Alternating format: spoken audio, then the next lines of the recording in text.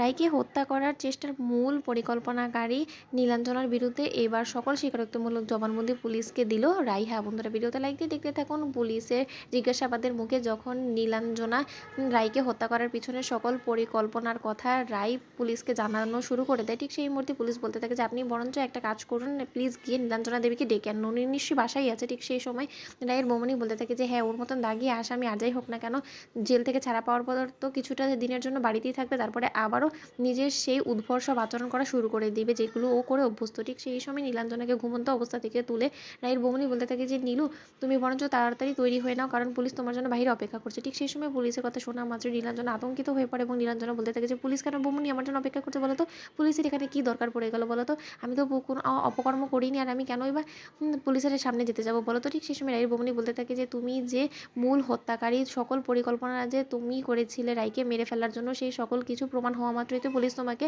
এখান থেকে টেনে হিঁচড়ে আবারও থানায় নিয়ে ভরবে, তাই না? তাহলে তুমি কি মনে করছো যে তুমি এখানে নিজেকে চার দেওয়ালির মাঝখানে আটকে রাখলে কি তোমাকে পুলিশ কোনো মতে নাগাল পাবে না, পুলিশ তোমাকে এখানেই রেখে দিয়ে চলে যাবে? সেরকমটা নয় নীলু, তাই তোমার পাপের ঘোড়া পূর্ণ হয়েছে, তাই এবার যত শীঘ্রই সম্ভব তুমি তৈরি হয়ে বেরিয়ে এসো, তোমাকে পুলিশ জিজ্ঞাসাবাদের জন্য ডাকছে। ঠিক সেই সময় নীলাঞ্জনা বলতে থাকে সর্বনাশ করেছে রায় দিদিভাই, কোনো মতে আবার আমার বিরুদ্ধে সকল স্বীকারোক্তিমূলক জবানবন্দি দিয়ে তো দেয়নি, তাহলে তার রক্ষে থাকবে না। ঠিক সেই সময় নীলাঞ্জনা তৈরি হয়ে যখন রায়ের সামনে আসে, ঠিক সেই মুহূর্তে নীলাঞ্জনা ভয়ে ভয়ে রায়ের কাছে ইশারায় ইঙ্গিত করে বলতে থাকে যে রায় দিদিভাই, তুই প্লিজ এই চারটা আমাকে বাঁচিয়ে দে, আমি তোকে প্রমিস করছি আমি আর কোনোদিন এরকম অপকর্মের সাথে নিজেকে জড়াবো না।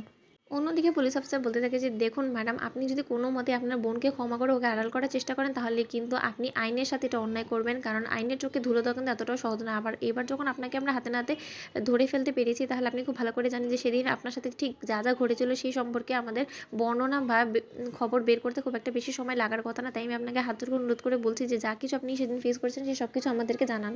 ঠিক সেই সময়ে রাই বলতে থাকে যে না অফিসার, আমি আর সেই অপরাধীকে মোটেও প্রশ্রয় দেব না, আমার সেদিন আমার সাথে যা যা ঘটেছিল সেই সব কিছুর পেছনে দায়ী ছিল নীলাঞ্জনা। নীলাঞ্জনা উদ্দেশ্যকৃতভাবে সকল নির্দেশনা ফোনের মাধ্যমে দিয়ে যাচ্ছিল বাবুল গুন্ডাদেরকে, এবং ওর নির্দেশনা অনুযায়ী বাবুল গুন্ডারা কাজ করছিল। ওরা আমার উপরে রীতিমতো প্রেশার ক্রিয়েট করার চেষ্টা করেছে, ইভেন কি ওদেরকে এটাও অর্ডার দেওয়া হয়েছিল যে আমি যদি তাদের কথা অনুযায়ী সেই গিফটের ডিডের মধ্যে সিগনেচার না করি, তাহলে আমাকে যাতে সেখানেই ওরা শেষ করে দেয়, এবং আমাকে শেষ করে যাতে কোনো নালি বা খালে ফেলে দেয়, যাতে কিনা আমার অবধি কেউ নাগাল না পায়। এই কথা শোনা মাত্র নীলাঞ্জনা বলতে থাকে যে রাই দিদিভাই, তুই কোনো কিছু না জেনে শুনে শুধু শুধু মিছিমিছি আমার গায়ে সব দোষ কেন চাপিয়ে দিচ্ছিস বলতো? তুই কি জানিস আমি যে ফোনে ছিলাম ওপারে, তুই এটা কি করে বলতে পারিস বলতো? তুই তো গ্যারান্টি দিয়ে বলতে পারিস না, কারণ তুই তো সেই সময় ফোনে ছিলিস না, তাই না? ঠিক সেই সময় অফিসার বলতে থাকে যে দেখুন ম্যাডাম, আপনি বারবার করে এরকম করে ইন্টারাপ্ট করার চেষ্টা করলে আমাদের কাজে কিন্তু বিঘ্ন ঘটছে, তখন কিন্তু আপনাকে আমরা এক্ষুনি পুলিশ স্টেশনে নিয়ে যেতে বাধ্য হবো, সেটা নিশ্চয়ই আপনি চান না, তাই আপনি আপনার মুখটা বন্ধ রাখুন। হ্যাঁ রাইট বোন, আপনি আমাদেরকে বলুন তো ঠিক কী কী হয়েছিল।